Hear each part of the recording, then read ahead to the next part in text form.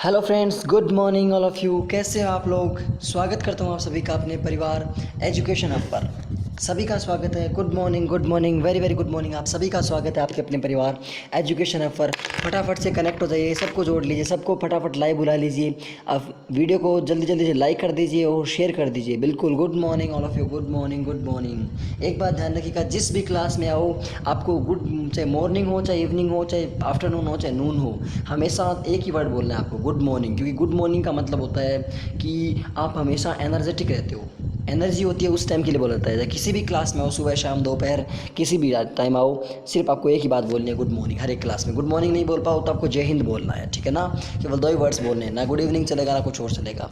बिल्कुल फटाफट से कनेक्ट हो जाए, सभी को जोड़ लीजिए, वीडियो आपको लाइक कर दीजिए और शेयर कर दीजिए और जुड़ जाइए फटाफट। हिंदी की जो टीचिंग मेथड्स हमारा चल रहा है उसका ये पार्ट 3 है हमारा। टीचिंग मेथड्स के बारे में क्या हमने बात की थी, श्रुति बिंब, दृष्टि बिंब और जो अपना बिंबों के बारे में बात की थी। उसके बाद कुछ अपने भाषा के संबंधित बात की थी, भाषा के बारे में बात की थी। अब आज की अपने हेडिंग लगाइए, बिल्कुल सारे तैयार हो जाइए। स्पीड का आप कह रहे थे, बिल्कुल स्पीड का भी कुछ एडजस्टमेंट किया है। स्क्रीन की ब्राइटनेस का आप कह रहे थे, स्क्रीन की ब्राइटनेस का भी कुछ एडजस्ट किया है आज, ताकि कुछ मतलब पीछे वाला बैकग्राउंड थोड़ा सा चेंज किया है। चलिए करते हैं शुरू। बिल्कुल फटाफट सबको कनेक्ट कर लीजिए, सबको जोड़ लीजिए। आज का हमारा विषय है हिंदी भाषा के संदर्भ में संवैधानिक प्रावधान, यानी भाषा का संवैधानिक विकास। बैकग्राउंड देखो, अच्छा लगा ना? बिल्कुल बताओ कैसा लगा बैकग्राउंड, जो पीछे वाला जो बैकग्राउंड है। कलर इस मतलब कलर का भी देख रहे हैं कि जो अभी जो हमारा बैकग्राउंड है वो कलर हो जाए, उसके लिए कोशिश करेंगे कि बैकग्राउंड कलर हो जाए। लेकिन अब ये देखिए, अच्छा लग रहा है, उससे तो काफ़ी अच्छा है। देखिए आपको इफेक्ट दिखा देता हूँ दोनों का, कि वो कैसा लगता है और ये कैसा लग रहा है। एक तो देखिए ये लगता है अपना ये बैकग्राउंड, ये इसमें ज़्यादा स्क्रीन पर अपने डार्क होती है ना। ये सही रहेगा। आई थिंक ये ज़्यादा परफेक्ट है। बिल्कुल, चलिए करते हैं शुरू। भाषा का संवैधानिक विकास। संवैधानिक का मतलब पहले देखो, संवैधानिक में क्या है संवैधानिक में? संविधान में एक प्रत्यय जुड़ा हुआ है। किसमें? संविधान में एक प्रत्यय जुड़ा हुआ है। कौन सा प्रत्यय जुड़ा हुआ है? एक प्रत्यय जुड़ा हुआ है। क्या बन गया? संवैधानिक बन गया। बात समझ में आ गई। भाषा का संवैधानिक विकास की बात करते हैं तो भाषा हमारे संविधान में बनी कैसे हमारी भाषा ये आज जो इस टाइम में हम पढ़ रहे हैं उसका संविधान में कहाँ उल्लेख है, क्या कैसे शुरुआत में किसने इसके बारे में मांग की, किसने क्या रखा, कब कौन सा दिवस मनाया जाता है, उसके बारे में अपन बात करेंगे। तो चलिए शुरुआत करते हैं भाषा के संवैधानिक विकास की। बिल्कुल गुड मॉर्निंग सभी को, जल्दी से कनेक्ट हो जाए, सबको जोड़ लीजिए फटाफट। और जो भी क्वेश्चन पूछे हैं उसका आंसर आपका कम अभी मतलब यहाँ पे लाइव चैट में आप दे सकते हो, या इसके बाद में कमेंट सेक्शन में जो भी आपके डाउट वो पूछ सकते हो।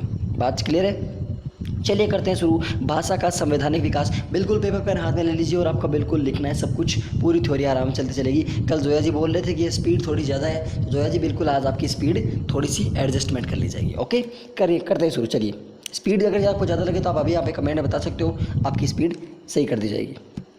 चलिए, भाषा के संदर्भ में संवैधानिक प्रावधान। संविधान में हमारी भाषा को किस रूप में लिया गया है? तो 11 दिसंबर, सबसे पहले बात करते हैं 11 दिसंबर कब की? 11 दिसंबर 1946, 11 दिसंबर 1946 को। थोड़ा सा पेन को मैं लाइट कर लेता हूँ ताकि अच्छा चलिए। बिल्कुल, 11 दिसंबर 1946 को संविधान सभा के स्थायी अध्यक्ष कौन थे? संविधान सभा के प्रथम अस्थायी अध्यक्ष कौन थे? प्रथम अध्यक्ष पूछे चाहे अस्थायी अध्यक्ष पूछे, कौन थे? डॉक्टर सच्चिदानंद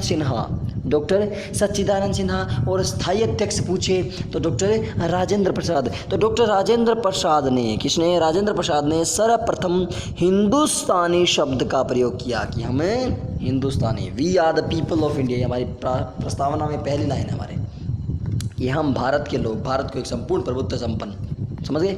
बिल्कुल। तो 11 दिसंबर 1946 को संविधान सभा के स्थायी सदस्य या स्थायी अध्यक्ष डॉक्टर राजेंद्र प्रसाद ने सर्वप्रथम किस शब्द को काम में लिया? हिंदुस्तानी। किसको? हिंदुस्तानी शब्द को काम में लिया। कौन शब्द को काम में लिया? हिंदुस्तानी शब्द को काम में लिया। बात समझ में आ गई होगी। अब आप मेरे को बता दीजिए कि संविधान सभा की पहली बैठक कब हुई थी? कमेंट में अभी बताइए, पहली बैठक कब हुई, दूसरी बैठक कब हुई, तीसरी बैठक कब हुई? ये 3 बातें बताइए। उसके साथ साथ आप ये बताइए, बिल्कुल अभी बताइए, अभी मेरे सामने, बिल्कुल हाँ अभी बताइए। और उसके साथ साथ आप ये बताइए कि पहली बैठक में अध्यक्ष कौन, उपाध्यक्ष कौन, दूसरी में अध्यक्ष उपाध्यक्ष कौन, और तीसरी में अध्यक्ष उपाध्यक्ष कौन? बता दीजिए फटाफट जल्दी आंसर दीजिए। इतने में आगे बताता हूँ आपको। 14 सितंबर 1949 को, 14 ऑफ सितंबर 1949, थोड़ा सा पेन 14 सितंबर 1949 को संविधान सभा के सदस्य गोपाल स्वामी अयंगर, चिन्ना स्वामी मुत्तुस्वामी गुल्लूराम अय्यर, है ना, वेंकटरमण चिन्ना स्वामी मुत्तुस्वामी गुल्लूराम अय्यर, बिल्कुल। तो गोपाल स्वामी अयंगर, कौन? गोपाल स्वामी अयंगर ने हिंदी को राजभाषा बनाने का प्रयास किया। कौन सी भाषा?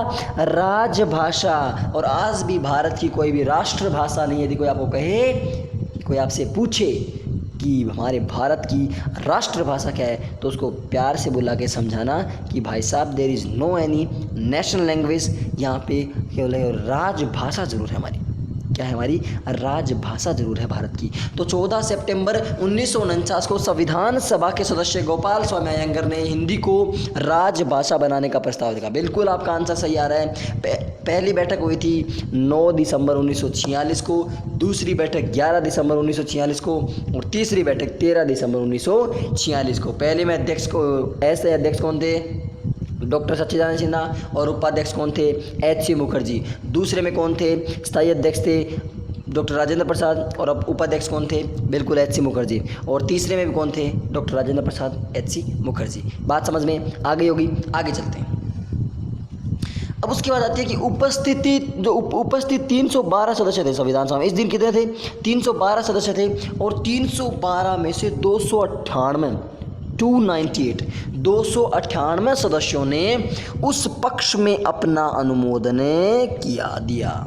किस पक्ष में? कि हिंदी को भारत की राजभाषा बनाने के लिए 312 सदस्यों में से 298 सदस्यों ने अपना अनुमोदन दिया। केवल 14 सदस्य बचे थे जिन्होंने अनुमोदन नहीं दे पाए थे।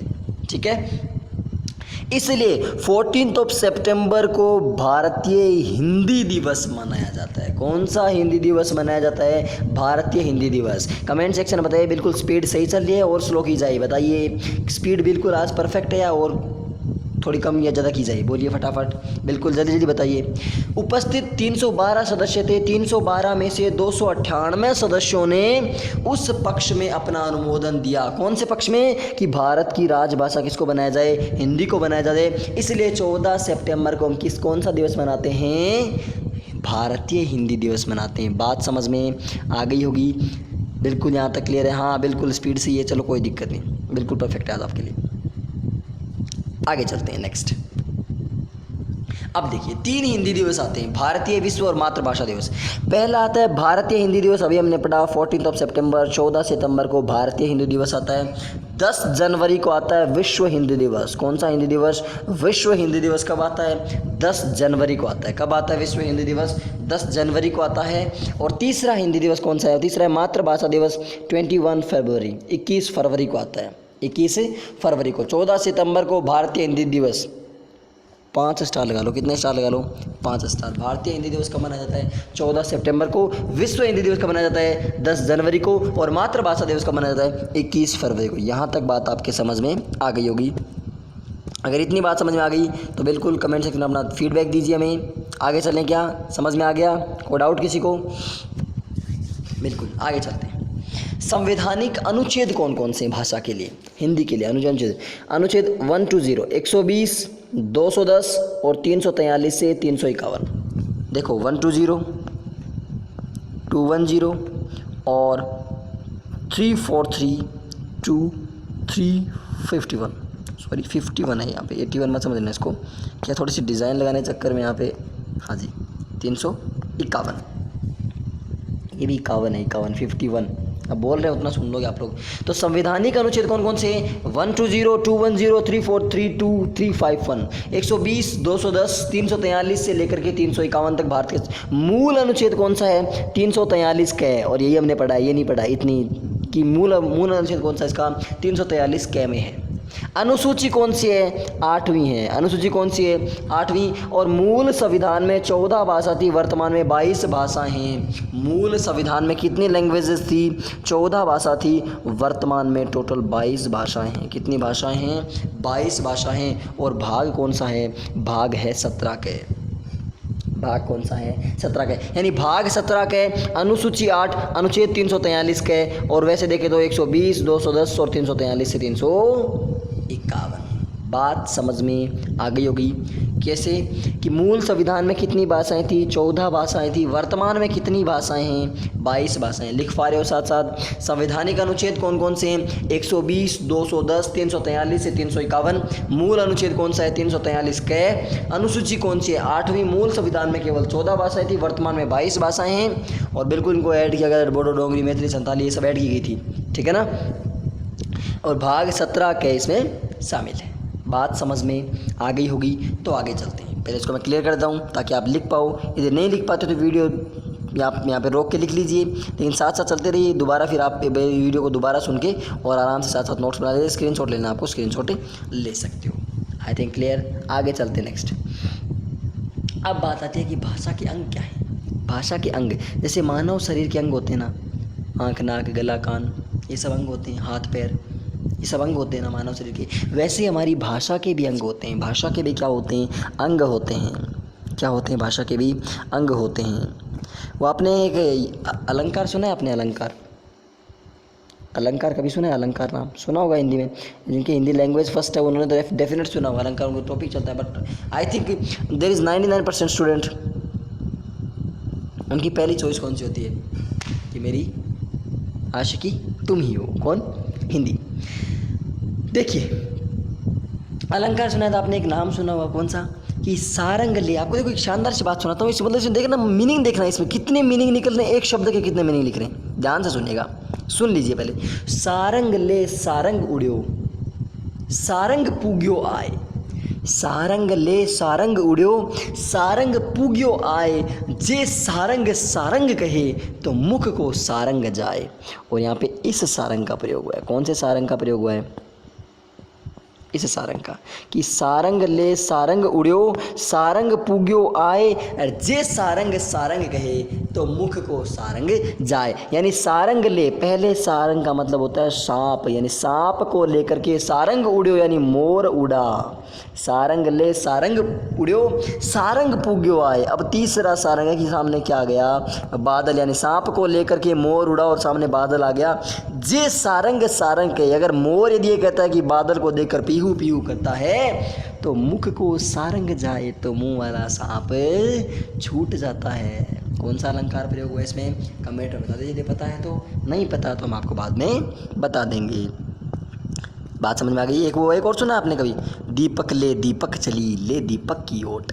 बहुत शानदार है। एक दीपक घर की वधू होती है, एक दीपक दिया होता है, और एक दीपक जो घूंघट का पल्लू होता है उसको कहते हैं एक दीपक। बात समझ में आ गई यहाँ तक। चलिए, ये आपको थोड़ी सी अतिरिक्त जानकारी दे दी कि कुछ एक्स्ट्रा आपको बातें बता दी ताकि आपका मन बहला रहे। वरना क्या कहते हैं टीचिंग मेथड्स बोर हैं, बट टीचिंग मेथड इतने अच्छे होते हैं, 15 नंबर आपके यूँ तैयार हो जाएंगे। यूँ कैसे? यूँ यूँ। अब बात करते हैं मातृभाषा। भाषा के 3 अंग हैं। मातृभाषा, मात्र नहीं होता है, हम बोलते हैं मात्र, मातृभाषा। अब मातृ बोलेंगे थोड़ा सा जी माने लो कि बावड़ा हो गया, मातृ बोलता है। नहीं भाई साहब, मातृभाषा होता है, राष्ट्रभाषा होता है और राजभाषा होती है। मातृभाषा, राष्ट्रभाषा और राजभाषा 3 होती हैं। एक एक के बारे में डिटेल जानते हैं क्या क्या है।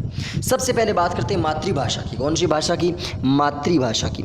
मातृभाषा होती है कि मातृ मतलब माँ की भाषा, जो हमारी माँ बोलती है। एक देखिए आजकल, एक आपको बात बताता हूँ, हालांकि थोड़ा, एक हम बोलते हैं आजकल मम्मी बोलते हैं, या मम्मा बोलते हैं, या कहीं तो पता नहीं मोम बोलते हैं, क्या क्या बोलते हैं। एक ये शब्द आप बोल के देखिए, मम्मी, मम्मा, मोम, ऐसे कोई फीलिंग नहीं रही। एक बोल के देखिए माँ, कितना अच्छा लग रहा है, बहुत शानदार लग रहा है। बट क्या कर सकते हैं, ज़माना बदल रहा है। आगे चलते हैं, छोटी सी टॉपिक को। हाँ जी, मातृभाषा में क्या है? मातृभाषा में बच्चे के द्वारा अपनी माँ के मुख से सुनी व सीखी जाने वाली भाषा कौन सी होती है? मातृभाषा। बच्चे के द्वारा किसके मुख से?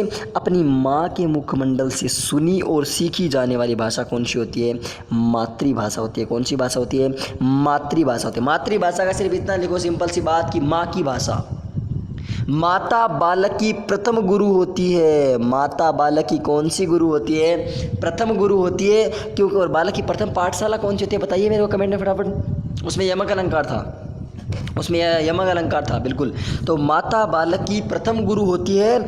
और आप बताइए कि बालक का प्रथम स्कूल कौन सा होता है? क्योंकि बालक अपनी माँ से ही पहली भाषा सीखता है। बालक अपनी माँ के पास रह कर के पहली भाषा सीखता है, अपने प्रेम प्यार मधुर भाषा सीखता है। वो कौन सी भाषा होती है? अपनी प्रेम प्यार की भाषा होती है। कि प्रथम बालक की प्रथम गुरु कौन होती है, प्रथम शिक्षिका कौन होती है? उसकी माँ होती है। और क्योंकि बालक अपनी माँ से कौन सी क्या सीखता है? अपनी पहली भाषा सीखता है। तो मातृभाषा आपके समझ में आ गई। मातृभाषा का मतलब क्या है? मातृभाषा का मतलब अपनी माँ की भाषा, और माँ की भाषा मतलब मातृभाषा।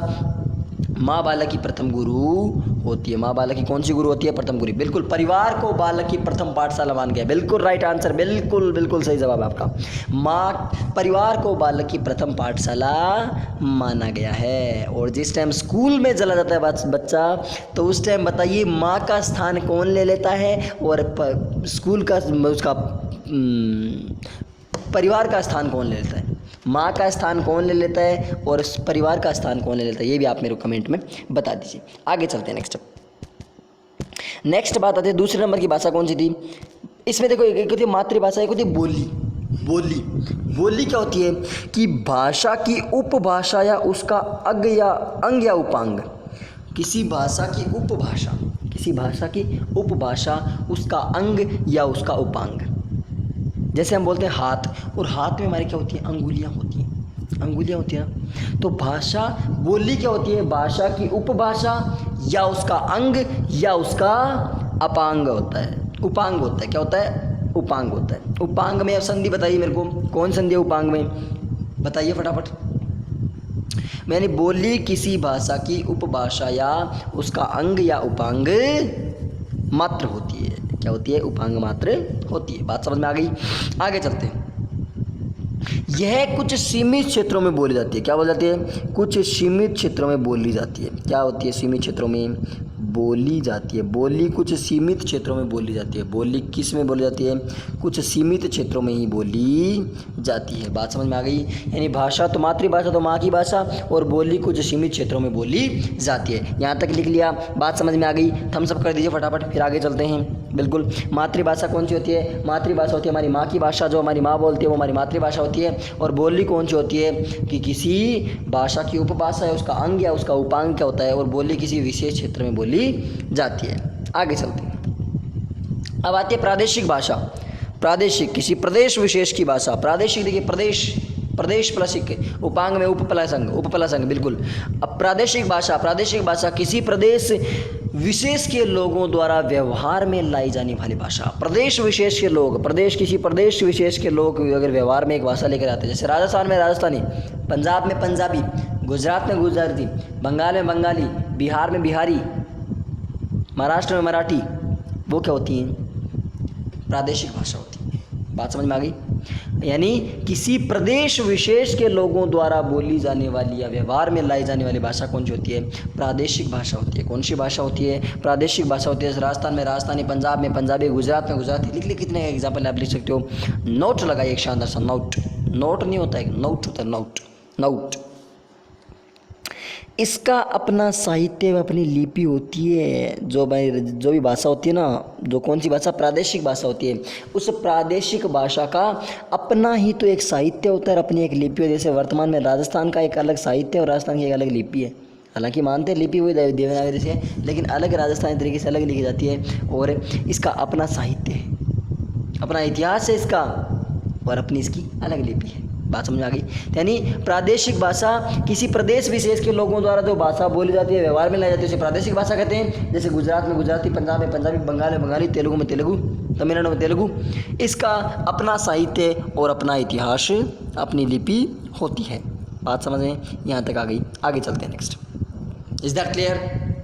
Any doubt? No doubt. अब आती है नेक्स्ट राजभाषा। 2 नंबर आती है राजभाषा। राजभाषा क्या होती है? शासन व सरकार द्वारा राजकीय कार्यों में व्यवहार में लाई गई भाषा। किसके? सरकार द्वारा। राजभाषा मतलब राज की भाषा, यानी सरकार जिस भाषा को काम में लेती है, उसे कौन सी भाषा कहते हैं हम? उसे हम राजभाषा कहते हैं। कौन सी भाषा कहते हैं? उसे हम राजभाषा कहते हैं। कौन सी भाषा? राजभाषा। यानी सरकार जिस भाषा को काम में लेती है उसे हम राजभाषा कहते हैं। इसका संवैधानिक उल्लेख होता है। राजभाषा का संविधान में उल्लेख है। तो पीछे हम बातें पढ़ के आए ना, 343 के वाली, भाग 22 के वाली, 22 था क्या? 17 के वाली, भाग 17 के वाली, अनुसूची 8 वाली, वो क्या होता है? वो इसी की है कि वो राजभाषा की बात करता है। हिंदी भारत की राजभाषा है। स्टार लगा के लिख लेना, हिंदी भारत की राजभाषा है। ऐसे देखा, हिंदी भारत की है राजभाषा, राष्ट्रभाषा, मातृभाषा, फलानी भाषा, ढिमकानी भाषा। आंसर आएगा राजभाषा। आंसर क्या आएगा? राजभाषा। हिंदी भारत की कौन सी भाषा है? हिंदी भारत की राजभाषा है। हिंदी का उल्लेख भाग 17 के अनुच्छेद 343 और 351 में मिलता है। ये बात हम कर चुके हैं पहले। ये बात भी हम कर चुके हैं कि 14 सितंबर 1949 को संविधान में इसको अनुमति मिली थी और 343 में इसके राजभाषा घोषित किया गया। ये तीनों बातें हम कर चुके हैं, इनको दोबारा पढ़ने की कोई जरूरत नहीं है। ठीक है, बाकी अगर आप लिखना चाहो तो आपकी मर्जी है, दोबारा लिख सकते हो। यानी सिर्फ इतनी राजभाषा क्या होती है? शासन या सरकार द्वारा राजकीय कार्यों में व्यवहार में ली गई भाषा कौन सी होती है? राजभाषा। राजभाषा का संवैधानिक उल्लेख होता है। हिंदी भारत की कौन सी भाषा है? हिंदी भारत की राजभाषा है। और इसका अनुच्छेद कौन कौन से? 14 सितंबर को क्या मनाया जाता है? हिंदी दिवस मनाया जाता है ना, बिल्कुल हिंदी दिवस मनाया जाता है। इसके बाद बात करते हैं, नोट लगाइए शानदार अपना। इसका भी राजभाषा का भी अपना एक साहित्य और अपनी एक लिपि होती है। यहाँ तक लिख लीजिए, तब तक हम थोड़ा सा जलपान कर लेते हैं। जलपान मतलब पानी का ग्रहण कर लेते हैं।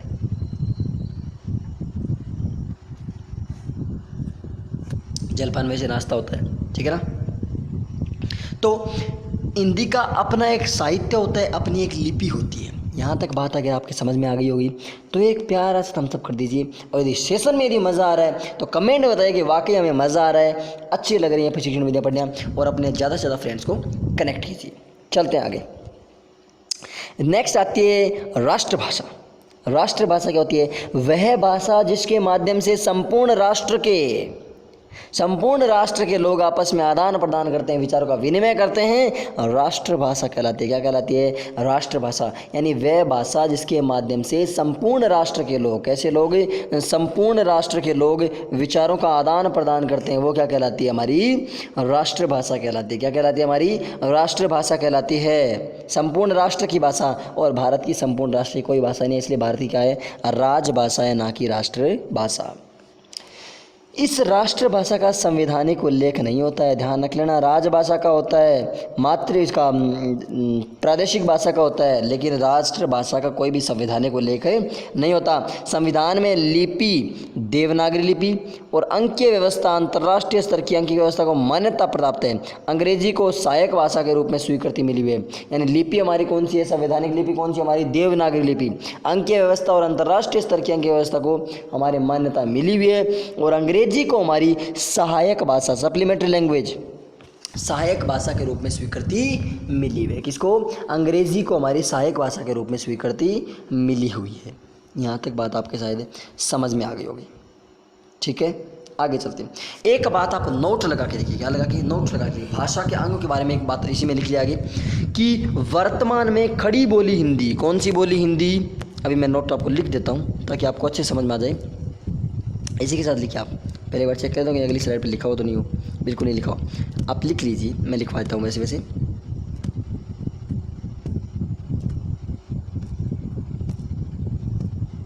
बिल्कुल लिखिए, वर्तमान में लिखिए।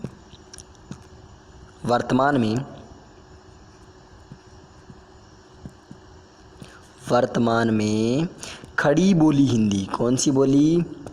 खड़ी बोली हिंदी। वर्तमान में खड़ी बोली हिंदी इन तीनों पदों पर आसीन है। कौन से पदों पर है? इन तीनों पदों पर। अब 3 पद आप बताओ मेरे को कौन कौन से? इन तीनों पदों पर आसीन है। क्या है? आसीन है, यानी बैठी हुई है, इन तीनों पदों पर आसीन है। वर्तमान में हिंदी, खड़ी बोली हिंदी इन तीनों पदों पर आसीन है। तीनों पद कौन कौन से? मातृभाषा, राजभाषा और राष्ट्रभाषा। इन तीनों के पदों पर कौन सी भाषा है? बिल्कुल खड़ी बोली हिंदी। वर्तमान में खड़ी बोली हिंदी इन तीनों पदों पर आसीन है। लिख लिया होगा, आई शुड क्लियर इट। चलिए आगे चलते हैं। नेक्स्ट अब देखिएगा, अब नेक्स्ट हेडिंग लगाइए हिंदी भाषा की उत्पत्ति। ये बात आपको पहले मेरी बताई हुई है, दोबारा बताते हैं। आपकी लिखी हुई है पहले बात कि 600 ईसा पूर्व के लगभग भाषा थी संस्कृत। पहले कौन सी भाषा थी? पहले हमारी भाषा थी संस्कृत, लेकिन संस्कृत के बाद कौन सी हुई? 2 भाषा मट गई, वैदिक भाषा और लौकिक भाषा। लौकिक नहीं, हम बोलते हैं लौकिक, लौकिक नहीं, लौकिक होता है। वैदिक और लौकिक। वैदिक कौन सी होती है? वेद और उपनिषद में बोले जाते हैं। वेद और उपनिषद में जिस भाषा का प्रयोग हुआ है वो कौन सी भाषा होती है? वैदिक भाषा होती है। किसमें? वेद और उपनिषद में जिस भाषा का प्रयोग किया गया है वो कौन सी भाषा होती है? वैदिक भाषा। और लौकिक कौन सी होती है? जो आम जनजीवन, लोगों में जो बोली जाती है, आम जनजीवन की भाषा कौन सी होती है? लौकिक भाषा होती है। आम जनजीवन की भाषा कौन सी होती है? लौकिक भाषा होती है। पाली, लौकिक से निकली फिर पाली, पाली से निकली प्राकृत, प्राकृत से निकली अपभ्रंश, जिसको सौर से नहीं बोलते हैं। अपभ्रंश को क्या बोलते हैं हम? सौर से नहीं बोलते। क्या बोलते हैं? सौर से नहीं बोलते हैं अपभ्रंश को। किसको बोलते हैं हम? अपभ्रंश को सौर से नहीं बोलते हैं। और इसके बाद निकली कौन सी? गुलेरी या फिर अवस्ट या फिर अवधि। और फिर लास्ट में कौन सी निकली? हिंदी निकल गई। ये बात मैंने आपको कल बताई थी। क्या बताया था कल आपको मैंने? याद करो, SPPAAH बताया था ना। फटाफट इस SPPAAH की फुल फॉर्म लिखो। SPPAAH की फुल फॉर्म लिखो फटाफट कमेंट सेक्शन में। कौन कौन सी? बिल्कुल संस्कृत, हाँ आगे सारी लिखो फटाफट, सारी इसकी सारी लिखो फुल फॉर्म SPPAAH की। कल आपको पूरी बात बताई थी मैंने कि कौन कौन सी भाषा किस किस लास्ट में हिंदी कैसे बनी। बिल्कुल कमेंट सेक्शन में आप फटाफट लिखिए। आगे चलते हैं। ये आपका आज की क्लास पूरी होगी। SPPAAH का लफड़ा क्या है मैं समझाता हूँ दोबारा। बिल्कुल आप इतने कमेंट में लिखिए फटाफट। रुकना नहीं है, अपना हाथ नहीं रुकना चाहिए। SPPAAH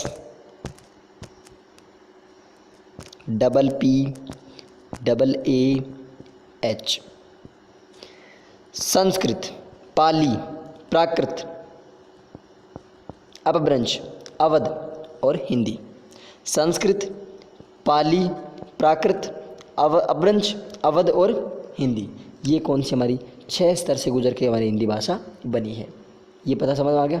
समझ में आ गया SPPAAH क्या है? बिल्कुल कमेंट सेक्शन में आप लोग बता रहे हो, बिल्कुल परफेक्ट बता रहे हो।